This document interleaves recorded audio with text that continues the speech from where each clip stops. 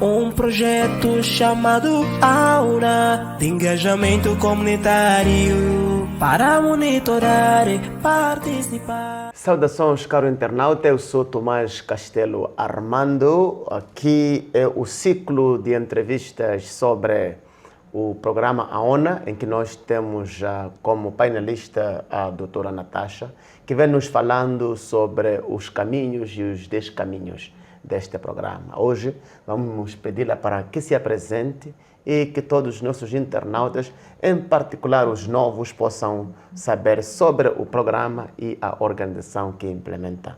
Então, por favor, doutora Natasha, tenha a palavra. Saudações a todos os internautas, em especial aqueles que começam a partir de hoje a assistir a este programa. Eu sou Natasha Fidel Remy, coordenadora regional norte da ORFAD, Organização para a Promoção da Paz e Desenvolvimento Humanitário, no caso específico, coordenadora do programa AONA, que é o Programa de Engajamento do Cidadão para a monitoria dos programas de governação municipal na região norte, financiado pela União Europeia. Nesta edição, nós vamos conversar sobre a existência de oportunidades de crescimento nas autarquias, onde o programa AONA fez o estudo de base, em primeiro lugar.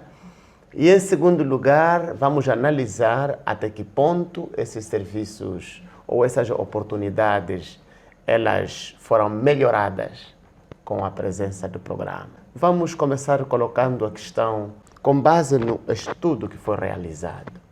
Podemos dizer que haviam oportunidades nas autarquias em que a organização implementa o programa? Haviam oportunidades? Não haviam oportunidades de crescimento ou nos 9 municípios em que o programa realizou o seu estudo de base, ou seja, a sua pesquisa. Eu me lembro que alguns entrevistados disseram que falar de oportunidades versus os nossos municípios é falar de algo que não existe. Então, efetivamente, não havia essas oportunidades. Já que não haviam as oportunidades, e uma outra questão que me remete aqui é, em quase todas as 4 dimensões que nós estamos a falar, encontramos que o estudo indicava que o nível era muito baixo. E nesta questão, o que o programa fez e como é que nós podemos descrever as mesmas autarquias hoje? Podemos dizer-as que têm oportunidade e podemos dar crédito à existência dessas oportunidades ao programa? Até que ponto? Primeiro temos que perceber que a questão da existência de oportunidades nas autarquias, em parte depende daquilo que os municípios, em particular os presidentes dos municípios, se comprometeram em fazer no seu mandato. Okay. E é aquilo que está plasmado no seu programa de governação. O que é que o município vai fazer para a juventude, no caso específico para os jovens, para as mulheres, e que tipo de atividades que vão promover, por exemplo, o empreendedorismo, a questão do autoemprego, do próprio emprego para os jovens. É mesmo sobre estes elementos que nós procuramos nos centralizar no nosso estudo de base. Agora, o que é que o programa fez? Primeiro é mostrar a esses municípios, em particular aos presidentes dos municípios, que eles se comprometeram em poder apoiar, no caso específico, a juventude. E como é que vocês descobriram que eles se comprometeram? Qual foi a fonte da informação? Os planos de governação partiram dos manifestos.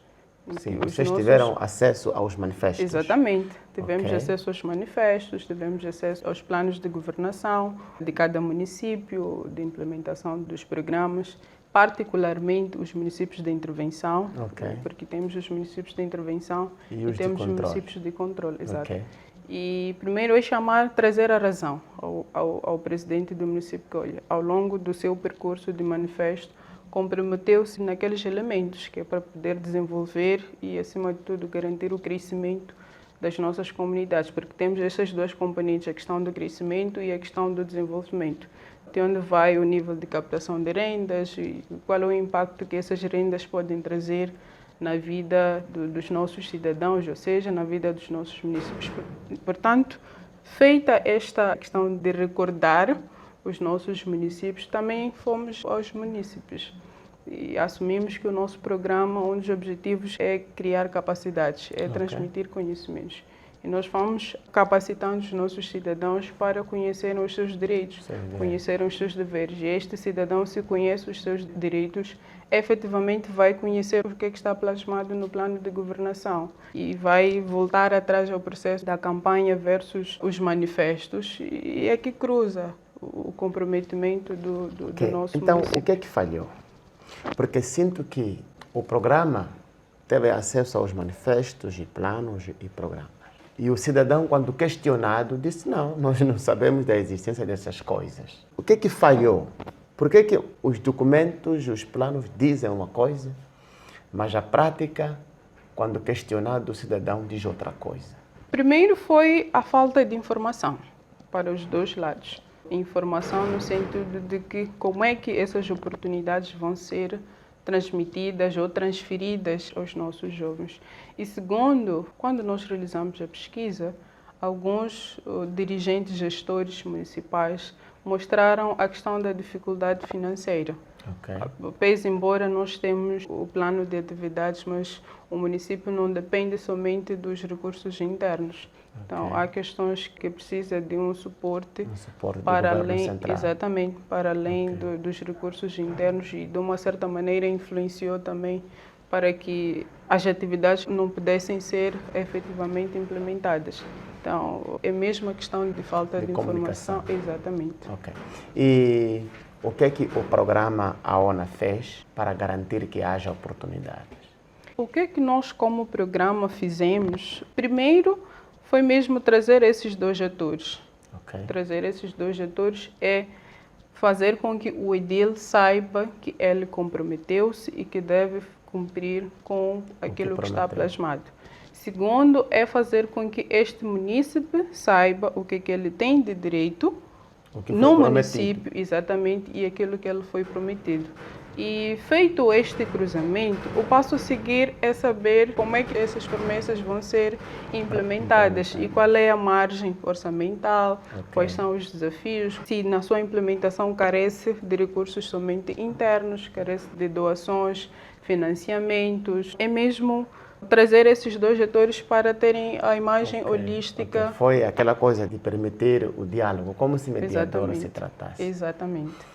O que finalmente, né, porque estamos no fim desta edição do programa, eu queria que a doutora Natasha tomasse um tempo para nos dar exemplo de algumas oportunidades que, através do programa, foram capitalizadas. Primeiro é que, paulatinamente, nós vamos sentindo esta abertura, né, por parte dos nossos municípios, sobretudo a questão de oportunidades de crescimento. E, a exemplo concreto, nós temos o município de Malema, em que até hoje conseguiu empregar 3 mil jovens. E não 3 mil jovens? Exatamente. Não só empregar.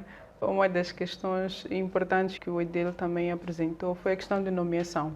Conseguiu nomear alguns funcionários internos para o aparelho de Estado, neste caso, mas também ainda o município de Malema conseguiu assinar algumas parcerias no âmbito de capacitação dos jovens, das mulheres, sobretudo para a componente de autoemprego. E neste processo de capacitação distribuiu também alguns kits para que esses jovens possam ter pernas para andar. Últimas palavras. Últimas palavras é mesmo pedir aos nossos gestores municipais para que continuem a cumprir com o seu plano de governação autárquica, para que continuem a abrir mais espaços ou mais oportunidades para os nossos jovens, para as mulheres, quer através de fundos internos, fundos externos, financiamentos, entre outros, para que o jovem possa paulatinamente desenvolver e, acima de tudo, garantir esta que é a inclusão que, em parte, o jovem não sente. E onde é que nós podemos encontrar informações do programa e as lições que foram produzidas pelo programa? Se quisermos explorar mais os resultados deste programa, como é que nós podemos aceder a informações? Temos as páginas da Orfad, ou seja, temos o website da Orfad, temos o AONA Diálogo, Temos este canal, temos a ONA Info, a ONA Collect, temos o Facebook, o YouTube. Portanto, são alguns dos mecanismos, meios que os munícipes, cidadãos podem fazer parte ou aproximar para terem mais informações sobre especificamente os municípios de implementação do programa ONA. Muito obrigado, doutora Natasha. Obrigado, caro internauta. Esta foi a edição do nosso ciclo de entrevistas sobre o programa ONA. E eu quero pedir, caro internauta, para subscrever-se neste canal. E partilhe este conteúdo com seus amigos, seus familiares. E até a próxima. Eu sou Tomás Castelo. Tchau. Um projeto chamado Aura, de engajamento comunitário, para monitorar e participar.